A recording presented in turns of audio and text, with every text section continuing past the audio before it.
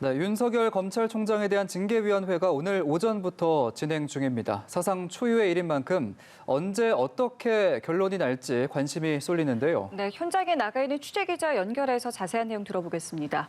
박수주 기자, 현재 징계위는 어디까지 진행이 됐습니까? 네, 징계위 심의가 시작된 지 9시간이 훌쩍 지났습니다. 징계위는 앞서 윤 총장 측의 기일 변경과 위원 기피 신청을 받아들이지 않기로 결정을 내렸는데요. 그 뒤 징계 청구권자인 추미애 장관 측과 윤 총장 측 특별 변호인 순으로 의견을 들었습니다.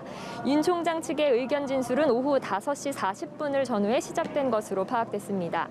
회의가 비공개여서 정확한 진행 상황을 알긴 어려운데요.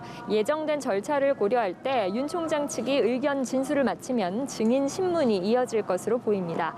오늘 증인으로는 감찰 패싱 논란이 있던 류혁 법무부 감찰관과 판사 문건을 작성한 손준성 대검 수사 정보 담당관, 그리고 채널A 수사에 관여했던 박영진 울산지검 부장검사 등 3명이 출석했습니다.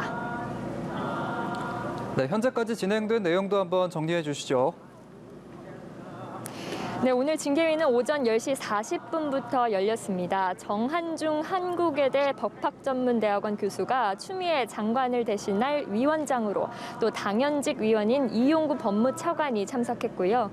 장관 지명검사위원으로 신성식 대검찰청 반부패 강력부장과 심재철 법무부 검찰국장이, 또 외부위원으로는 안진 전남대 로스쿨 교수가 출석해 모두 5명이 참석했습니다.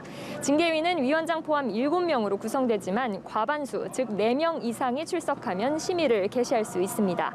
윤 총장 측은 감찰 기록을 열람하고 검토할 시간이 부족하다며 징계위원회 기일 변경을 비롯해 공정한 심의를 기대하기 어렵다며 위원 4명에 대해 기피 신청을 냈는데요. 둘 다 받아들여지진 않았습니다.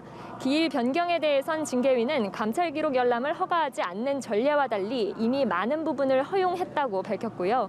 기피 신청 기각은 무더기 기피 신청이 절차 지연 등을 목적으로 한 기피 신청권 남용에 해당한다고 판단한 것으로 전해졌습니다. 다만 심재철 법무부 검찰국장이 위원직을 회피해 징계위에서 빠졌고 나머지 4명이 현재 회의를 진행 중인 상태입니다. 심 국장의 위원직 회피와 관련해서 윤 총장 측은 매우 부당하다는 입장인 것으로 전해졌습니다. 회피는 기피 사유가 있음을 스스로 시인하는 것인데 다른 위원들에 대한 기피 신청 의결에 심 국장이 모두 참여한 뒤 회피하는 건 맞지 않는다는 주장입니다. 윤 총장 측은 줄곧 절차적 정당성에 대한 문제를 지적해왔는데 이 역시 같은 맥락으로 풀이됩니다. 자, 그렇다면 남은 절차 중에 변수가 될 만한 거는 무엇이 있습니까? 네, 윤 총장 측이 추가로 낸 증인 신청을 징계위가 받아들일지 여부입니다.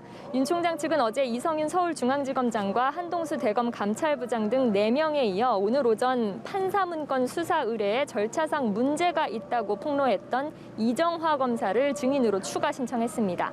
그러니까 윤 총장 측에서 모두 8명의 증인을 신청했는데 이 중 5명에 대한 신문 여부는 아직 결정되지 않은 겁니다. 이 때문에 윤 총장 측에서도 회의를 추가로 열어달라고 요청할 걸로 보이는데 징계위가 어떤 결론을 내릴지는 좀 더 지켜봐야 할 것 같습니다. 지금까지 법무부에서 연합뉴스TV 박수주입니다.